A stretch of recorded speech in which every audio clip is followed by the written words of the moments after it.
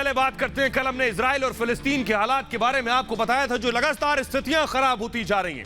अब सवाल यह है, क्या इजराइल और फिलिस्तीन में जो जंग जैसे हालात बने हैं, क्या दुनिया दो फाड़ में बंट जाएगी? क्या दो फाड़ में दुनिया बंटने के बाद महाजंग की तरफ हम बढ़ रहे हैं? हम इस पर बात करने वाले हैं, लेकिन सबसे पहले हम आपको दिखाने जा रहे हैं ये तस्वीर। देखिए जरा, ये आयरन डोम की तस्वीरें हम आपको दिखा रहे हैं।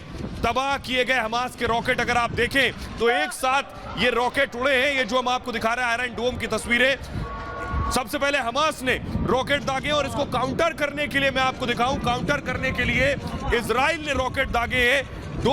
डोम के हमले से सबको तबाह कर दिया। 90% 90% एक्यूरेसी है, टारगेट पर सीधा हमला करता है ये आयरन डोम, और जमीन से सीधे आसमान में मार करता है। ये आयरन डोम की तस्वीरें हम आपको दिखाने जा रहे हैं। तो यानी हालात अभी भी तनावपूर्ण बने हुए हैं। खुद इजराइल की डिफेंस रोज उन तस्वीरों को जारी कर रही है, वही तस्वीर हम आपको दिखाने जा रहे हैं। एक और तस्वीर देखिए, गाजा की तस्वीर हम आपको दिखा रहे हैं। ये साइबर सिटी है, ये जो इमारत आप देख रहे हैं ऊपर से, अगर एरियल शॉट देखिए साइबर सिटी पर हमला हुआ और ये जो धमाका हुआ, पूरी बिल्डिंग जमींदोज हो गई। साइबर सिटी की हम तस्वीरें दिखा रहे हैं फुल स्क्रीन। अगर ये तस्वीर मैं आपको दिखाऊं, जो ताजा तस्वीरें आ रही है सामने, वो मैं आपको दिखा रहा हूं। साइबर सिटी की तस्वीर हम आपको दिखा रहे हैं। साइबर सिटी के दफ्तर पर गाजा ने 7 एंटी टैंक कक्षों पर हमला किया है। कंप्यूटर सेवा निदेशालय, सैन्य खुफिया निदेशालय और एंटी टैंक मिसाइल सेल को उड़ा दिया है। वो तस्वीरें हम आपको दिखा रहे हैं।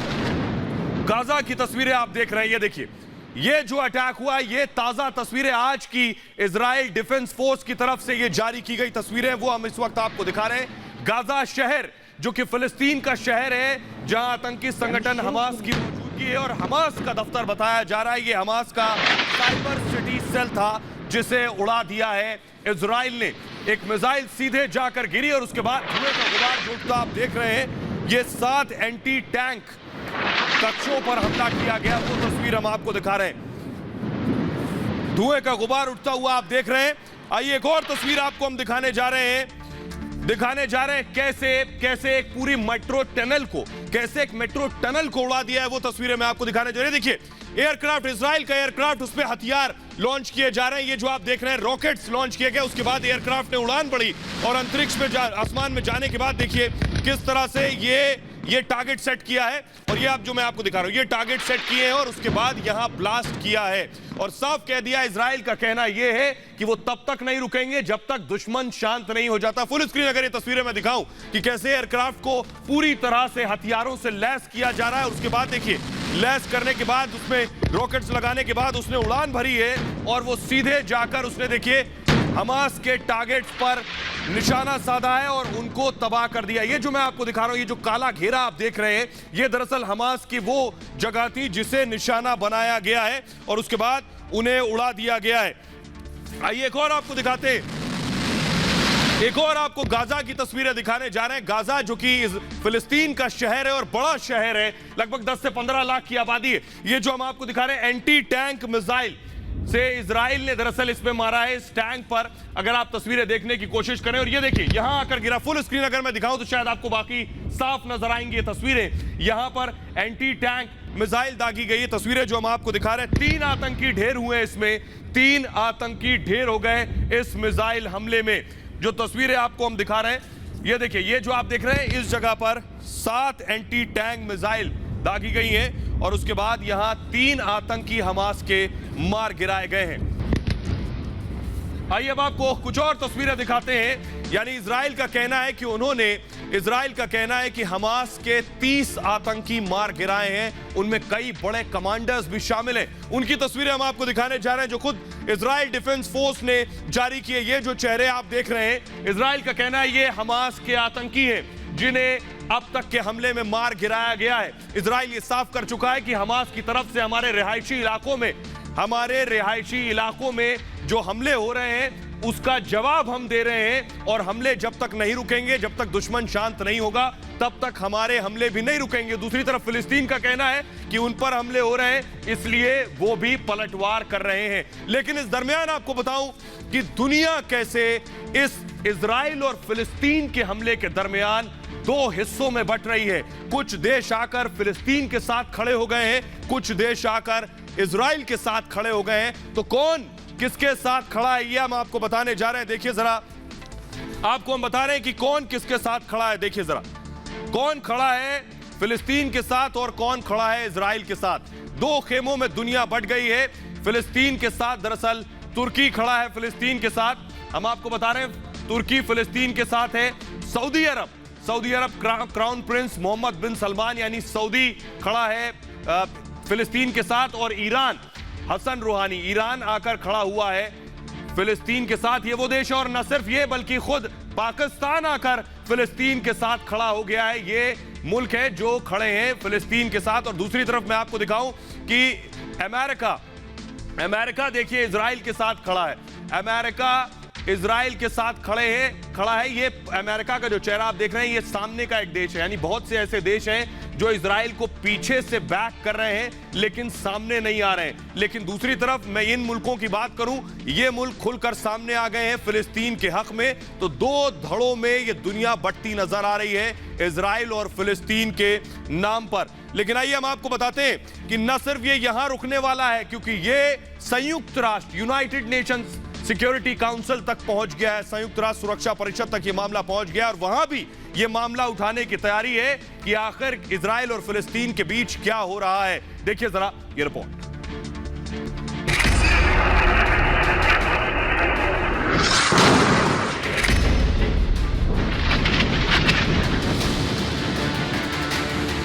इजराइल फिलिस्तीन जंग में बटी दुनिया।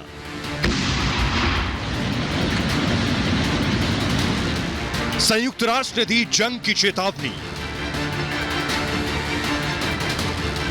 इजराइल के विरोध में मुस्लिम देश।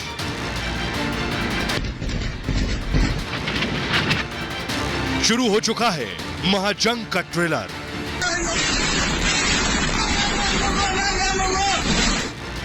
इजराइल और फिलिस्तीन के बीच जारी संघर्ष में दुनिया अब दो खेमों में बट गई। सुपर पावर अमेरिका जहां खुलकर इजराइल के पक्ष में खड़ा है, तो वहीं मुस्लिम देशों के संगठन इजराइल के विरोध में हैं। अमेरिका ने संयुक्त राष्ट्र सुरक्षा परिषद में होने वाली मीटिंग को ब्लॉक कर दिया। चीन की तरफ से यह बैठक बुलाई गई थी। तुर्की के राष्ट्रपति एर्दोगन ने इजराइल के खिलाफ मुस्लिम देशों को इकट्ठा करना शुरू कर दिया है। एर्दोगन ने रूस के राष्ट्रपति पुतिन को भी फोन किया। मुस्लिम देशों का संगठन ओआईसी इजराइल और फिलिस्तीनी जंग को लेकर एक्टिव है। तुर्की, सऊदी अरब और पाकिस्तान ने इस मुद्दे पर संयुक्त राष्ट्र की बैठक बुलाने का प्रस्ताव रखा है। तनाव के बीच संयुक्त राष्ट्र के महासचिव एंटोनियो गुटेरेस ने चिंता जताते हुए जंग की चेतावनी दी है। इस बीच इजराइल और फिलिस्तीन में खूनी संघर्ष और तेज होता जा रहा है। इन तस्वीरों ने दुनिया भर की चिंता बढ़ा दी है। और आइए आपको जल्दी से बताते हैं कि कौन सा मुल्क क्या कह रहा है। सबसे पहले बात करने जा रहा हूं मैं टर्की की, यानी तुर्की की। तुर्की का क्या कहना है? इजराइल के राष्ट्रपति एर्दोगन, मैं आपको बताऊं, ईरान के राष्ट्रपति एर्दोगन ने, तुर्की के राष्ट्रपति एर्दोगन ने इसको लेकर रूसी राष्ट्रपति पुतिन को बाकायदा फोन किया है। जी हां, टर्की के राष्ट्रपति ने फोन किया है। इजराइल पर कैसे टर्की भड़का है, इजराइल को कड़ा सबक सिखाने की जरूरत है। यूनाइटेड नेशन सिक्योरिटी काउंसिल तुरंत यानी फौरन हस्तक्षेप करे, ये तुर्की के राष्ट्रपति रेसेप तैयप एर्दोगन ने बाकायदा खुद पुतिन से बात की है। आइए अब आपको बताते हैं ईरान क्या कुछ कह रहा है। टर्की को आपने देख लिया, ईरान क्या कह रहा है ये मैं आपको बताने जा रहा हूं। ईरान भी खुद फिलिस्तीन के साथ आकर खड़ा हो गया। जल्दी से अगर वॉल दिखाएं आप कि ईरान ये कह रहा है। ईरान का कहना यह है, आयतुल्ला खमनेई कह रहे हैं, इजराइल एक देश नहीं, मुस्लिम देशों के खिलाफ एक आतंकी ठिकाना है। यह कहना है ईरान का। ईरान और अमेरिका के बीच कैसे रिश्ते हैं ये बखूबी आप जानते हैं। खमनेई कह रहे हैं जंग के लिए एकजुट हो मुस्लिम देश, यानी अब एकजुट होने की तैयारी, ये आह्वान कर रहे हैं। ईरान को और अमेरिका के बीच जो रिश्ते हैं वो किसी से हालात किसी से छिपे नहीं है। यही वजह है कि ईरान फिलिस्तीन का समर्थन कर रहा है और अमेरिका इजराइल का समर्थन कर रहा है। आइए अब आपको बताते हैं कि संयुक्त राष्ट्र का क्या कहना है, यानी यूनाइटेड नेशंस क्या कह रहा है, ये आपको मैं बताने जा रहा हूं। यूनाइटेड नेशंस का कहना यह है कि ताजा हिंसा को लेकर वो बहुत चिंतित है। यूनाइटेड नेशंस ने कहा है कि ताजा हिंसा को लेकर वो चिंतित है और अगर ऐसे ही हालात बने रहे तो संघर्ष जारी रहा। अगर इसी तरह से तो हालात और बद से बदतर हो सकते हैं। पक्षों के बीच पूर्ण युद्ध छिड़ सकता है, यानी दोनों पक्षों के बीच युद्ध छिड़ सकता है। ये एंटोनियो गुटेरेस जो यूएन के महासचिव हैं, उन्होंने ये बात कही है। बता रहा है कि हालात कैसे खराब हो रहे हैं। और जल्दी से आइए आपको दिखाते हैं कि हालात कैसे खराब हो रहे हैं। देखिए जरा गाजा शहर की जो तस्वीरें मैं आपको दिखाने जा रहा हूं, गाजा शहर की तस्वीर मैं आपको दिखाने जा रहा हूं। देखिए ये तस्वीर गाजा की तस्वीर है। फिलिस्तीन का शहर, सबसे बड़ा शहर, 10 से 15 लाख आबादी, और यहीं हमास आतंकी संगठन भी मौजूद है। देखिए इजराइल ने हमला किया है, चारों तरफ धुआं जो उठता नजर आ रहा है आपको।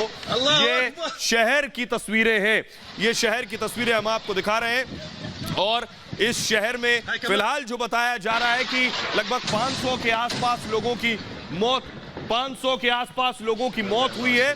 बड़ी बात यह है, जो बात कहना है खुद इजराइल का, ये जो मौतें हो रही हैं इजराइल के, देखिए ये जो आप देख रहे हैं धुएं का गुबार आकर रॉकेट्स गिर रहे हैं। इजराइल का कहना है दरअसल हमास अटैक कर रहा है, उसका हम जवाब दे रहे हैं। लेकिन ये जो तस्वीरें हैं, ये देखिए ये बिल्डिंग्स आपको नजर आ रही हैं, ये ऊपर आकर रॉकेट गिरे, उसके बाद ये धुआं उड़ता नजर आ रहा है। ये बता रहा है कि हालात फिलहाल कैसे हैं। इजराइल का कहना यह है कि खुद जो हमास के रॉकेट थे वो रॉकेट वहीं जाकर, यानी वहीं जाकर रॉकेट उड़ान उड़ने से पहले फूट गए, यानी उनका कहना है मिस फायर्ड हो गए। जो रॉकेट हमास की तरफ से दागे गए थे, उनका कहना है लगभग 1750 रॉकेट, यानी 1750 रॉकेट हमास ने दागे थे, जिसमें से 300 से ज्यादा मिस फायर्ड हो गए, और उसमें लोकल हमास के लोगों की, गाजा के लोगों की मौत हुई है। जो तस्वीरें मैंने आपको पहले दिखाई थी, उसके बाद की तस्वीर देखिए जरा। ये जो मैं आपको दिखा रहा हूं, गाजा में हमले के बाद चारों तरफ इमारतें उजड़ी हुई आपको नजर आ रही हैं, बर्बाद और गिरी हुई इमारतें जो दिख रही हैं, देखिए फूट गई हैं पूरी तरह से इमारतें, तहस नहस और बर्बाद हो गई हैं। अगर दोनों तस्वीरें, मैं पहले ये तस्वीर फुल स्क्रीन अगर मैं दिखाऊं कि देखिए जरा हालात क्या हो गए गाजा के इस हमले के बाद। देखिए स्थानीय लोग वहां मौजूद हैं। बताया जा रहा है कि दरअसल हमास जो अपने दफ्तर बनाता था, ये रिहायशी इलाकों के बीच में बनाता है, जिससे जब हमले की स्थिति हो तो उसकी जान बच सके। सिविलियंस वहां, देखिए दो तस्वीरें हम आपको दिखा रहे हैं टेलीविजन स्क्रीन पर। पहली तस्वीर जो आप देख रहे हैं उसी इलाके की जो दूसरी तस्वीर है, यानी पहले जहां हमला किया गया, जहां अटैक हुआ, उसके बाद की तस्वीर हम आपको दिखा रहे हैं, किस तरह पूरा इलाका तहस नहस हो गया। आप अंदाजा लगा सकते हैं कि वहां क्या हालात रहे होंगे। ये आप तस्वीर देख रहे हैं फिलहाल वहां की स्थिति की।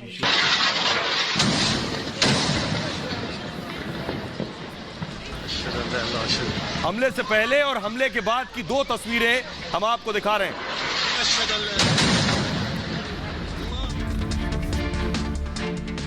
और इस दरमियान पाकिस्तान क्या कह रहा है ये आपको बताते हैं। इमरान खान क्या कुछ कह रहे हैं ये आपको बताने जा रहे हैं, क्योंकि खुद पाकिस्तान ने सवाल उठाए हैं इस हिंसा पर। पाकिस्तान का कहना है ये अंतर्राष्ट्रीय कानून का उल्लंघन है। पाकिस्तान का कहना है अंतर्राष्ट्रीय समुदाय को फिलिस्तीन के समर्थन में फौरन कदम उठाने चाहिए। बेशक पाकिस्तान की जुबान से ये शब्द अच्छे नहीं लग रहे हैं कि अंतर्राष्ट्रीय कानून के उल्लंघन जैसी और मानवाधिकार जैसी बातें पाकिस्तान करे, जो हिंदुस्तान में खुद आतंकी भेजता रहता है। आइए इस बीच आपको बताते हैं हिंदुस्तान ने क्या कहा है, भारत क्या कह रहा है ये आपको बताते हैं। भारत का कहना है, भारत इससे पहले भी ये कह चुका है कि यह हिंसा बंद होनी चाहिए। भारत के रिश्ते इजराइल और फिलिस्तीन से दोनों से बेहतर रहे।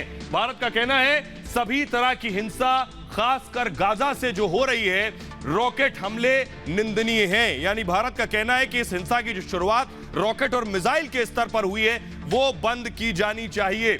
लेकिन सवाल यह है कि जैसे आपने देखा कि दुनिया बढ़ती जा रही, कुछ लोग फिलिस्तीन के साथ खड़े हैं, कुछ मुल्क आकर इजराइल के साथ खड़े हैं। यूनाइटेड नेशन सिक्योरिटी काउंसिल में मामला चला गया है, खुद फिलिस्तीन और इजराइल के बीच रॉकेट से जंग लड़ी जा रही है। क्या यह महाजंग में बदल सकती है? दुनिया के बाकी मुल्क भी आके इस जंग में शामिल होंगे तो क्या विश्व युद्ध जैसी स्थिति पैदा हो सकती है? देखिए रिपोर्ट।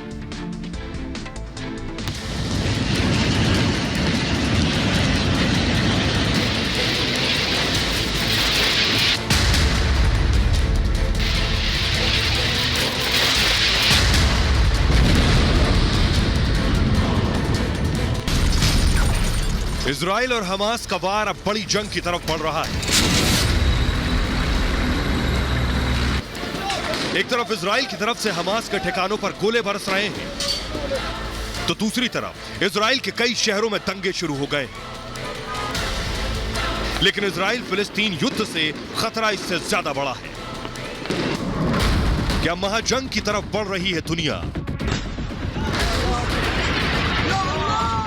दो गुट में दुनिया के बंटने का मतलब क्या? इजराइल फिलिस्तीन जंग का कब समाधान? क्या हमास की वजह से दुनिया में आएगी महातबाही? इजराइल ने हमास के खिलाफ चौतरफा हमला शुरू कर दिया है। इजराइल ने अपने 9000 रिजर्व सैनिकों को काम पर बुला लिया है। इस बीच लेबनान की तरफ से भी इजराइल पर 3 रॉकेट दागे गए। बताया जा रहा है कि सभी रॉकेट भूमध्य सागर के अंदर गिर गए। इस बीच इजराइल के कई शहरों में दंगे शुरू हो गए और लोग एक दूसरे को मारने पर उतारू हो गए। भीड़ ने कई गाड़ियों को आग के हवाले कर दिया। हालात इतने खराब हो गए हैं कि इजराइल के लॉर्ड शहर में इमरजेंसी लगानी पड़ी। इन सब के बीच सबसे बड़ा सवाल ये कि क्या दुनिया महातबाही की तरफ बढ़ रही है? दरअसल यहूदियों और अरब मूल के लोगों के बीच दंगों ने अरब देशों की नाराजगी बढ़ी है। अरब देशों और इजराइल के बीच 36 का आंकड़ा है। मुस्लिम देश इजराइल के खिलाफ खुलकर सामने आ गए, तो वहीं सुपर पावर अमेरिका का हाथ इजराइल के साथ है। और मौजूदा जो हालात हैं उसमें सीज फायर की संभावना नहीं दिख रही, क्योंकि दोनों ही पक्ष एक दूसरे पर लगातार हमला बोल रहे हैं। ऐसे में सवाल ये कि क्या हमास की वजह से दुनिया में महातबाही आएगी? तो ये जो हालात इजराइल और फिलिस्तीन के बीच बने हुए हैं, इसमें एक चीज जो निकल कर सामने आ रही है कि फिलिस्तीन को ज्यादा नुकसान हो रहा है और इजराइल को नुकसान कम हो रहा है। ऐसा क्यों हो रहा है ये आपको बताते हैं। इजराइल और हमास के बीच जंग में भारी नुकसान हुआ है। इजराइल डिफेंस फोर्स ने गाजा पट्टी पर बने हमास के ठिकानों पर एयर स्ट्राइक कर हमास के रॉकेट लॉन्चिंग साइट को तबाह कर दिया। इजराइल डिफेंस फोर्स ने दावा किया है कि हमास और इस्लामिक जिहाद की तरफ से दरअसल 1750 रॉकेट हमास ने इजराइल पर दागे, इजराइल को निशाना बनाकर छोड़े गए, जिसमें से 300 रॉकेट मिस फायर हो गए, यानी जहां से दागे गए वहीं फूट गए और गाजा पट्टी पर ही गिर गए। और इसी वजह से फिलिस्तीन में इजराइल के मुकाबले नुकसान ज्यादा हुआ है। हमास और इजराइल के हमलों में अब तक 103 लोगों की मौत हो चुकी है, इसमें 27 बच्चे भी शामिल हैं। 580 लोग घायल बताए जा रहे हैं और मरने वालों में 7 इजराइल के हैं, बाकी फिलिस्तीन के, जो इजराइल की एयर स्ट्राइक में मारे गए। इजरायली सेना ने 650 एयर स्ट्राइक की हैं। हमास के करीब 100 आतंकियों के मारे जाने का दावा इजराइल कर रहा है। इजराइल के आयरन डोम ने भी हमास के कई हमलों को बेकार कर दिया है। हमास के रॉकेट की बारिश का इजराइल पर खास असर नहीं हुआ, क्योंकि इजराइल के आयरन डोम सिस्टम ने हमास के 90% रॉकेट को बीच रास्ते में ही मार गिराया है। यह एक बड़ी कामयाबी है इजराइल की। आइए अब आपको जल्दी से वो तस्वीरें दिखाते हैं कि कैसे, ये तो हो गई बात इजराइल और फिलिस्तीन के बीच की लड़ाई की, लेकिन इजराइल के अंदर दंगे जो हो रहे हैं, कल जो तस्वीरें दिखाई थी हमने उसी तरह की तस्वीरें कुछ और आई। ये अल फहम की तस्वीरें हैं। इजराइल का शहर है अल फहम। लगातार यहाँ गोलीबारी हुई है, अंदर दंगे हुए हैं। अरब और यहूदियों के दरमियान पुलिस ने फायरिंग की है और आंसू गैस के गोले दागे हैं पुलिस ने। देखिए जरा, ये जो असामाजिक तत्व थे वहां, उनके खिलाफ पुलिस ने एक्शन लिया। आपको बता दें 150 लोगों को इसमें गिरफ्तार किया गया है। 150 लोगों को अरेस्ट किया गया है इसमें अब तक। तस्वीरें आपके सामने हम आपको दिखा रहे हैं। आइए एक और दिखाते हैं। बाट याम की तस्वीर में आपको दिखाने जा रहा है, एक और शहर इजराइल का जहां लगातार, ये देखिए ये बाट याम है, एकदम से भगदड़ मची, लोग भागे हैं। बाट याम पुलिस ने फायरिंग की है। दरअसल इस इलाके में अगर आप देखें, पुलिस फायरिंग कर रही है, लोग भाग रहे हैं इस रास्ते से, गाड़ियां भाग रही हैं, बाइक्स भाग रही हैं, लोग भाग रहे हैं। बाट याम शहर, अलग अलग शहरों में दरअसल दंगे जो हो रहे हैं वो तस्वीरें मैं आपको दिखा रहा हूं। ये देखिए पुलिस ने फायर किया, पुलिस का फायर मैं आपको दिखा रहा हूं। कुछ लोग यहाँ गिर गए, दौड़ने के दौरान पुलिस ने फायर किया, जिसके बाद ये भगदड़ मची है। दरअसल 2 गुटों में जो झड़प हुई, उसके बाद पुलिस को बीच में दखल देना पड़ा, लोगों को यहां से भगाना पड़ा है। ये मैं तस्वीर बाट याम की आपको दिखा रहा हूं। ये देखिए पुलिस ने फायर किया, यहां पर आप देख रहे हैं। तो इजराइल के अलग अलग शहरों में हालात खराब है। खुद नेतन्याहू यानी इजराइल के प्रधानमंत्री बेंजामिन नेतन्याहू का कहना है कि हालात नहीं सुधरे तो आर्मी को लगाना पड़ेगा। एक और तस्वीर मैं आपको दिखाने जा रहा हूं लॉर्ड की। ये देखिए गाड़ियों को फूंक दिया गया। लॉर्ड शहर की तस्वीर मैं आपको दिखा रहा हूं। यहां इमरजेंसी लगा दी गई है, आपातकाल लगा दिया गया है। लाइन से गाड़ियां खड़ी थी, बताया जा रहा है यहूदियों ने, जो अरब के लोग हैं, उनकी कारों को और दुकानों को जला दिया है। दूसरी तरफ अरब के लोगों ने वहां यहूदियों के दफ्तर जला दिए हैं और वाहनों को जला दिया। फुल स्क्रीन अगर ये तस्वीरें मैं आपको दिखाऊं, एक साथ गाड़ियां खड़ी थी जिनको फूंक डाला गया है, आग लगा दी गई है। लॉर्ड शहर की तस्वीर मैं आपको दिखा रहा हूं। सबसे ज्यादा खराब हालात इजराइल के लॉर्ड शहर के हैं, जो आप बखूबी अंदाजा लगा सकते हैं कि कैसे हालात बिगड़ रहे हैं। आइए अब आपको दिखाते हैं अल अक्सा। अल अक्सा की तस्वीर मैं आपको दिखाने जा रहा हूं। अल अक्सा में भी अभी भी विरोध प्रदर्शन हो रहा है। देखिए अल अक्सा की तस्वीर मैं आपको दिखा रहा हूं। दोनों तरफ से, एक तरफ इजराइल की पुलिस है, दूसरी तरफ प्रदर्शनकारी है जो पत्थरबाजी कर रहे हैं। पुलिस जो है फायरिंग कर रही है। देखिए हाथों में जिनके बोतल है, जो भी हाथ में मिल रहा है वो उठाकर पुलिस की तरफ फेंक रहे हैं। ये यरूशलेम की हालत है। अल अक्सा मस्जिद के बाहर की तस्वीरें हम आपको दिखा रहे हैं। यहीं से सबसे ज्यादा हालात बिगड़ने शुरू हुए और हालात इस कदर बिगड़े कि ये मिसाइल, रॉकेट लॉन्चिंग और जंग की तरफ तब्दील हो गए। फुल स्क्रीन अगर ये तस्वीरें दिखाएं, देखिए जरा क्या स्थिति बनी हुई है। लोग वहां मौजूद है, प्रदर्शनकारी वो पत्थर चला रहे हैं, पुलिस दूसरी तरफ से डिफेंस में देखिए नारेबाजी भी कर रहे हैं अगर सुन सके। पुलिस दूसरी तरफ डिफेंस में आंसू गैस के गोले दाग रही है, जो आप सुन पा रहे हैं।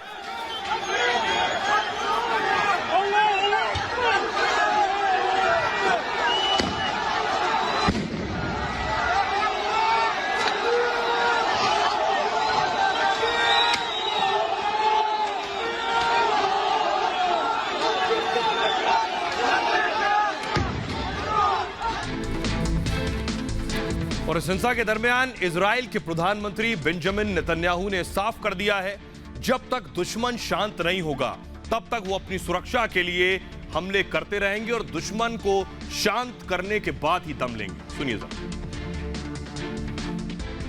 אמרתי שאנחנו נגבה מחיר כבד מאוד מהחמאס ומשאר ארגוני הטרור, ואנחנו עושים זאת ונמשיך לעשות זאת בעוצמה רבה.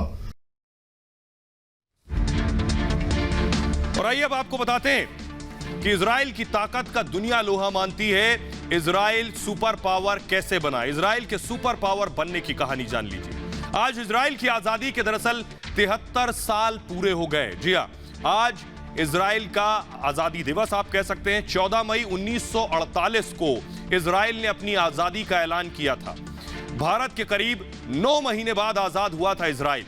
इजराइल की आबादी 90 लाख के आसपास है।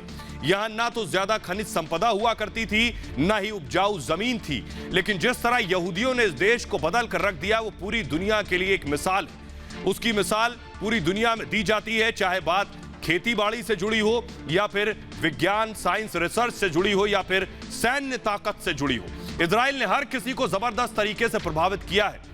जी हां, इजराइल ने 70 के दशक में ही परमाणु हथियार विकसित कर लिया था। 70s में, 70 के दशक में वो न्यूक्लियर पावर हो गया था। Stockholm International Peace Research Institute के मुताबिक इजराइल के पास कुल 80 से 90 परमाणु बम हैं। तकनीक क्षमता में अब उसका लोहा पूरी दुनिया मानती है। आज इजराइल हाईटेक सुपर पावर है। इजराइल दुनिया के देशों को सबसे ज्यादा आधुनिक हथियार बेचता है। दुनिया की दवाइयों के बहुत से पेटेंट उसके पास हैं। वो हर तरह की रिसर्च में बहुत आगे है। वो अपनी जीडीपी का 4.5% से ज्यादा खर्च रिसर्च पर यानी शोध पर खर्च करता है। जीडीपी का 4.5% से ज्यादा हिस्सा उसने अपने देश में हर सेक्टर में ऐसा सिस्टम तैयार किया है जिसे मिसाल माना जाता है। इजराइल में हर नागरिक के लिए सेना में सेवा देना जरूरी है। यह बहुत इंपॉर्टेंट है। इजराइल का जो भी नागरिक है उसके परिवार का एक शख्स सेना में सेवा जरूर देता है। इजराइल के तकरीबन सारे नेता और प्रधानमंत्री सेना में काम करके ही सत्ता में आए हैं। इसीलिए राष्ट्रवाद की जो वहां बात है वो दूसरे मुल्कों से कहीं ज्यादा है। बहरहाल आगे बढ़ते हैं और अब बात करते हैं अपने पड़ोसी की। जी हां, चीन चालबाजी से नहीं जा सकता है, ये पूरी दुनिया जानती है। आपको मैं पहली तस्वीर दिखाने जा रहा हूं। इससे पहले हमने आपको बताया था कि कैसे चीन ने जैविक हथियार बनाया। क्या ऐसी रिपोर्ट्स अमेरिका के पास, सीक्रेट डॉक्यूमेंट अमेरिका के पास था कि चीन ने जैविक हथियार, बायो वेपन बनाया कोरोना का, और पूरी दुनिया आज उस जंग में, उस युद्ध में से लड़ रही है। न सिर्फ चीन ने बल्कि दुनिया को परेशान किया। दुनिया उस युद्ध से लड़ रही है, बल्कि चीन की चालबाजी देखिए। जहां से वायरस निकला ऐसा दावा किया जा रहा है, वो चीन देखिए क्या कर रहा है। हिंदुस्तान के साथ अब लूट खसोट पर उतर आया है चीन का जो कार्गो है वो मैं आपको बताऊं, इसमें से जो माल निकल रहा है, कोरोना के दौरान जो चीजें चीन से मंगाई जा रही हैं वो बहुत बुरी स्थिति में है। चीन ने अपनी दवाइयों के दाम और मेडिकल सप्लाई की कीमतें 5 गुना तक बढ़ा दी हैं। यानी हिंदुस्तान से कमाई के मूड में है चीन, और वो भी थोड़ा बहुत नहीं, 5 गुना बढ़ा दी है। देखिए जरा चीन की लूट पर यह रिपोर्ट।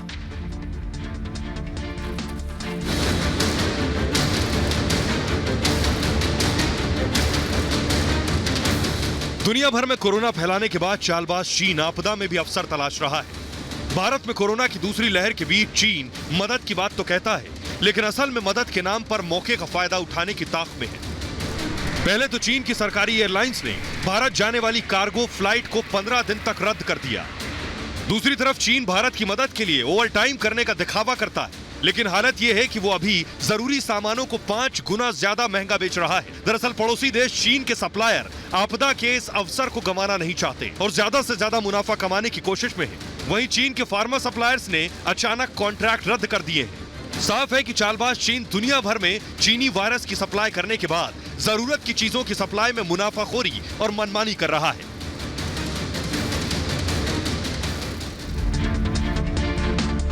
और आइए अब आपको दिखाते हैं और बताते हैं चीन ने क्या कुछ दोगली चाल चली है। भारत में कोरोना की दूसरी लहर के बीच चीन ने कई बार यह दावा किया वो मुश्किल समय में भारत की पूरी मदद करेगा। चीन के हमेशा दावे झूठे होते हैं, लेकिन समय के साथ उसकी सच्चाई सामने आने लगी, उसके चेहरे बेनकाब होने लगे।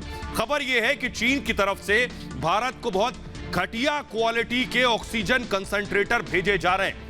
दरअसल चीन ने ऑक्सीजन कंसंट्रेटर से कई जरूरी और महंगे कंपोनेंट्स को बदल दिया है। यानी चीनी सामान की हालत आप जानते हैं, चीन ने वही हालत की है इन जरूरी चीजों में भी।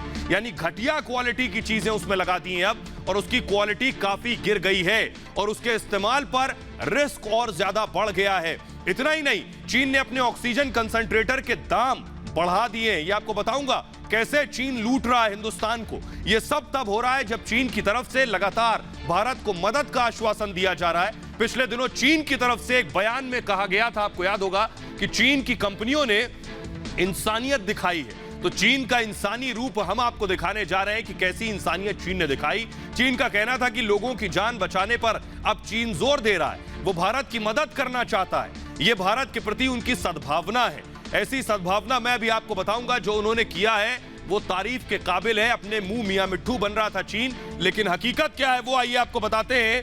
ये आपको बताने जा रहे हैं कि चीन ने आखिर कैसे किन किन चीजों के दाम बढ़ा दिए। ऑक्सीजन कंसंट्रेटर की कीमतें आसमान छू रही हैं। वेंटिलेटर्स के दाम सुनेंगे तो आप पैरों तले जमीन खिसक जाएगी। देखिए जरा, पहले देखिए चीन ने कैसे ऑक्सीजन कंसंट्रेटर्स के दाम बढ़ाए। देखिए जरा, स्क्रीन पर आपके आ गया है जो मैं आपको दिखा रहा हूं। ये ऑक्सीजन कंसंट्रेटर है 2020 में। एक साल पहले इसके दाम चीन से आ रहा था तो कितने के थे? 14,600 रुपए। यानी 14,600 का ऑक्सीजन कंसंट्रेटर चीन अब कितने का दे रहा है? 73,000 रुपए का। चीन ये लूट कर रहा है। चीन की हालत वही है जो देश में कालाबाजारी और मुनाफाखोरी करने वाले कर रहे हैं। देखिए जरा, वेंटिलेटर की कीमत में कितना इजाफा हुआ है। 4,38,000 का जो वेंटिलेटर एक साल पहले 2020 में था, चीन उसी वेंटिलेटर को अब 21,90,000 रुपए में दे रहा है। यह पता चल रहा है चीन कैसे लूट रहा है हिंदुस्तान को। यह वेंटिलेटर और इसकी कीमतों में कितना इजाफा कर दिया है चीन ने। आइए अब आपको बताते हैं कि बेशक चीन ने अब तक क्या क्या रोका है। यह आपको बताने जा रहे हैं कि चीन से हिंदुस्तान में जो डील हुई उसके बाद चीन ने कैसे चालबाजी करते हुए बहुत सी चीजों को रोक लिया है। एक तरफ जहां चीन ने ऑक्सीजन कंसंट्रेटर से लेकर वेंटिलेटर्स तक की कीमतें 5 गुना तक महंगी कर दी हैं, वहीं चीन सरकार ने सप्लाई कॉरिडोर को ब्लॉक कर दिया है। दरअसल चीन ने सरकारी एयरलाइंस जो चीन की है, सिचुआन एयरलाइंस की उड़ानों पर रोक लगा दी। चीनी सरकार ने सिचुआन एयरलाइंस की भारत के 100 शहरों से उड़ान पर रोक लगाई है। इससे पहले भी चीन की सरकारी एयरलाइंस ने भारत आने वाली कार्गो फ्लाइट को 15 दिनों तक रोक दिया था और जानबूझकर चीन ने ऐसा किया। चीन की नापाक हरकत उस वक्त हो रही है जब भारत को इन सामानों की सख्त जरूरत है। और इतना ही नहीं, चीन के फार्मा सप्लायर्स ने अचानक कॉन्ट्रैक्ट रद्द कर दिए। सोचिए, जहां से दवा आनी थी, जिन सप्लायर्स से भारत को इस इमरजेंसी सिचुएशन में दवा चाहिए थी, और उन सप्लायर्स ने वो कॉन्ट्रैक्ट रद्द कर दिए। अब चीन की फार्मा सप्लायर रेमडेसिविर और दूसरी दवाओं का कच्चा माल नीलामी के जरिए दे रहा है। यह है चीन की चाल। आइए आपको बताते हैं, लेकिन भारत पीछे नहीं रहा। भारत ने बाकायदा विरोध दर्ज कराया है। भारत ने क्या विरोध दर्ज कराया आपको बताने जा रहे हैं। जनरल काउंसिल ने विरोध दर्ज कराया है बाकायदा चीन की कीमतों पर चीन काबू रखे। भारत की तरफ से कहा गया है जनरल काउंसिल ने कीमतों में बढ़ोतरी को लेकर चीन के सामने विरोध जताया है। सप्लाई चेन पर इसका सीधा असर हो रहा है, चीन से कहा गया है। साथ ही साथ चीन सरकार जरूरी कदम उठाए। ये जो धोखेबाजी और चालबाजी चीन की तरफ से की जा रही है, ये चीन से साफ शब्दों में कह दिया गया है कि अब वक्त आ गया है चीन अपनी धोखेबाजी और फितरत से बाज आए। बहरहाल आगे बढ़ते हैं, आइए और अब आपको दिखाते हैं वो तस्वीरें जो ये बताएंगी कि हिंदुस्तान क्या उस दिशा में पहुंचेगा वक्त आने पर। देखिए जरा, हम आपको ये पहले तस्वीरें दिखा रहे हैं, कजाकिस्तान की तस्वीर जो मदद आई है कजाकिस्तान से, वो मैं आपको दिखा रहा हूं। यानी चीन अपनी चालबाजी से नहीं जा रहा है, लेकिन हमें दुनिया के मुल्क मदद कर रहे हैं। कजाकिस्तान से देखिए 50 लाख से ज्यादा मास्क आए हैं और रेस्पिरेटर्स आए। ये देख रहे हैं कजाकिस्तान से जो मदद हिंदुस्तान को पूरी खेप आई है, वो मैं आपको दिखा रहा हूं। दिल्ली एयरपोर्ट पर ये खेप लैंड हुई है, कजाकिस्तान से मदद आई है। आइए मैं आपको दिखाता हूं कि इसके बाद सिंगापुर से जो चेन्नई में लैंड हुआ है। ये सिर्फ दिखाने का मकसद ये है कि चीन बेशक चालबाजियां करे, हिंदुस्तान को लूटने की कोशिश करे, लेकिन दुनिया के बाकी सारे मुल्क हिंदुस्तान में मदद भेज रहे हैं। सिंगापुर से मदद आई है, चेन्नई एयरपोर्ट पर लैंड हुई है। ये तस्वीरें जो मैं आपको दिखा रहा हूं, इसमें ऑक्सीजन सिलेंडर जो आप देख रहे हैं सिंगापुर से, ये ऑक्सीजन सिलेंडर्स आए हैं। ये 4 इंडियन एयरफोर्स के 4 विमान यहां चेन्नई में लैंड हुए हैं, जिसके ये देख रहे हैं C-17 ग्लोब मास्टर आप देख रहे हैं। इंडियन एयरफोर्स के 4 विमान सिंगापुर से चेन्नई लैंड हुए, जहां ऑक्सीजन सिलेंडर लेकर पहुंचे। जर्मनी से भी हमें मदद मिल रही है, यानी एक पड़ोसी मुल्क आपका इस तरह का अगर है, लेकिन दुनिया के बाकी देश हमारे साथ खड़े। जर्मनी से देखिए मदद आई है, ये मदद की पूरी खेप आप देख रहे हैं। ये ऑक्सीजन सिलेंडर्स आपको नजर आ रहे हैं। हिंदुस्तान में ऑक्सीजन सिलेंडर्स बड़े और छोटे दोनों ऑक्सीजन सिलेंडर्स इसमें नजर आ रहे हैं। ये देखिए, ये जो खेप आई है ये आई है जर्मनी से। जर्मनी भी पूरी तरह से हिंदुस्तान के साथ मदद के लिए आगे आ गया है। न सिर्फ जर्मनी बल्कि इंडोनेशिया की तस्वीर हम आपको दिखाने जा रहे हैं। इंडोनेशिया भी हिंदुस्तान के साथ कदम से कदम मिलाकर चल रहा है। ये देखिए तस्वीरें, यहां देखिए ऑक्सीजन सिलेंडर्स, कितने ऑक्सीजन सिलेंडर्स भारत आ चुके हैं। सबसे ज्यादा जरूरत इनकी थी और चारों तरफ से भारत को उस हिसाब से मदद आनी शुरू हो गई है। ये जो हम तस्वीरें आपको दिखा रहे हैं, देखिए जरा, ये देख रहे हैं आप ऑक्सीजन सिलेंडर, ये इंडोनेशिया से मदद आई है। चीन को जवाब है, पूरी दुनिया का चीन को जवाब है कि तुम्हें जो कुछ करना है कर लो, लेकिन हम हिंदुस्तान के साथ खड़े हुए हैं। ये पूरी दुनिया का जवाब है चीन को। बहरहाल आगे बढ़ते हैं और आपको दिखाने जा रहे हैं कुछ तस्वीरें कि देखिए कैसे अमेरिका मास्क फ्री हो गया है। देखिए पहली तस्वीर हम आपको दिखा रहे हैं, अमेरिका में मास्क अब नहीं है। पहले ये सब चीजें थी कि सोशल डिस्टेंसिंग का पालन करना है, लेकिन अमेरिका में अब मास्क नहीं पहनना है। लेकिन सवाल ये है कि अमेरिका तो मास्क फ्री हो गया क्योंकि लोगों ने सख्ती से पालन किया था, लेकिन आप देखिए उसके बाद में दूसरी तस्वीर जो आपको दिखाने जा रहा हूं, इजराइल भी मास्क फ्री हो गया है। इजराइल में भी लोग मास्क नहीं लगा रहे हैं, लेकिन भारत में यह स्थिति कब आएगी क्योंकि यहां लोग मानने को तैयार नहीं है। वो तस्वीर मैं आपको दिखाने जा रहा हूं, देखिए जरा जल्दी से तस्वीर है। ये देखिए, आज नमाज हो रही थी, बाकायदा लोगों को मना किया गया था मस्जिदों में ना जाएं। राजस्थान की तस्वीर दिखा रहा हूं मैं आपको फुल स्क्रीन, अगर ये तस्वीर फुल स्क्रीन तस्वीरें दिखाइए। राजस्थान की तस्वीर मैं दिखा रहा हूं, लोगों को मना किया गया था मस्जिदों में ना जाएं। राजस्थान में पुलिस पहुंची और उसके बाद भगदड़ मची। देखिए जरा लोग कैसे भागे हैं मस्जिद से, वो तस्वीर मैं आपको दिखा रहा हूं, लोग कैसे भागे मस्जिद से, वो तस्वीरें आपने देखी। तो आइए एक और तस्वीर दिखाते हैं आपको, जामा मस्जिद में भी लोग पहुंचे थे नमाज के लिए। ये देखिए भीड़ देखिए जरा, बाकायदा ये कहा गया था, गाइडलाइंस जारी हुई थी। ये देखिए ना सोशल डिस्टेंसिंग का पालन है, यह सरासर दिशा निर्देशों का उल्लंघन है। और ऐसे हालात में जब सोचिए देश पहले ही ऑक्सीजन से जूझ रहा है, ऑक्सीजन सिलेंडर नहीं है, बेड नहीं है, वेंटिलेटर्स नहीं है, इस दौरान एहतियात बरतने की जरूरत थी, लेकिन उसके बावजूद आप देख रहे हैं ऐसे हालात जब देश में हो, हर रोज लगभग 2 लाख 2.5 लाख मामले आ रहे हो, रोज 4000 मौतें हो रही हो, उसके बावजूद अगर लोग ना माने, यही वजह है कि पुलिस ने राजस्थान में कार्रवाई की। वो तस्वीर हमने आपको दिखाई, बार बार खुद मौलानाओं ने आकर ये लोगों से कहा था कि त्योहार मनाना है मनाइए, लेकिन घर पर रहकर मनाइए। उसके बावजूद लोग नहीं माने हैं। एक और तस्वीर वाराणसी की हम आपको दिखाने जा रहे हैं। बनारस की तस्वीर देखिए जरा, यहां भी भारी भीड़ नजर आ रही है। अमूमन संकरी गलियां हैं, लेकिन देखिए उसके बाद पुलिस पहुंची है मौके पर और जो भीड़ जुटी थी उसे पुलिस ने यहां से हटाया है। ये मैं आपको बनारस की तस्वीरें दिखा रहा हूं। अभी भी हालात आखिर क्यों नहीं सुधर रहे हैं, बड़ा सवाल यही है। लोगों को अपनी जान की आखिर परवाह क्यों नहीं? देखिए पुलिस को गश्त करना पड़ा, पुलिस दल बल लेकर मौके पर पहुंची थी, गश्त करना पड़ा और उसके बाद लोगों को वहां से हटाया गया है। ये तस्वीरें वाकई डराने वाली हैं। क्या लोगों को अपनी जान की परवाह नहीं है या फिर लोग समझते हैं कि उन्हें कुछ नहीं होगा, और अगर वो स्थिति बन जाती है तो फिर हालात पता है कि अस्पताल में बिस्तर की स्थिति नहीं है, आसानी से ऑक्सीजन नहीं मिलेगी, उसके बाद भी लोग बाज नहीं आ रहे हैं। फिलहाल ये भारत की बात है में इतना ही। अपना बहुत ख्याल रखिए। एक छोटे से ब्रेक के लिए रुक रहे हैं, लौट रहे हैं कुछ और बड़ी खबरों।